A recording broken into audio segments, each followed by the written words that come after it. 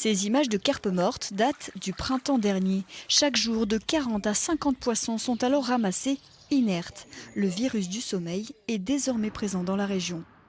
Invité du congrès des pêcheurs du Tarn, le vétérinaire Armand Lautrette s'est voulu rassurant.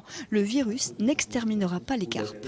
Si je me réfère par exemple à un élevage de carpes koi avec qui j'ai travaillé quelques fois, il a fini par avoir, le virus est toujours là, mais une espèce d'atténuation des effets. Alors, de temps en temps, il y a des crises de mortalité, mais jamais des énormes cartons où il perd plusieurs dizaines de pourcents de poissons de la population cumulée en quelques semaines. Autre thème d'actualité abordé lors de ce congrès, les zones humides, indispensables à l'environnement. Elles soutiennent notamment les cours d'eau l'été.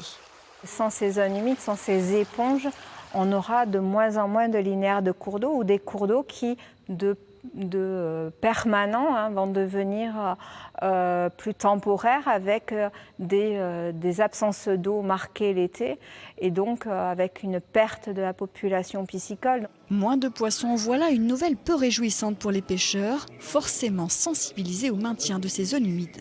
On a une eau de meilleure qualité une fois qu'elle est passée au travers de la zone humide, grâce au filtre de la zone humide. Donc on a vraiment, c'est vraiment plus qu'un double avantage, quoi. On serait triste, je pense, tous les pêcheurs, si on n'avait plus aucune zone humide sur le territoire. Les pêcheurs restent donc vigilants pour pouvoir continuer à attraper les plus beaux spécimens.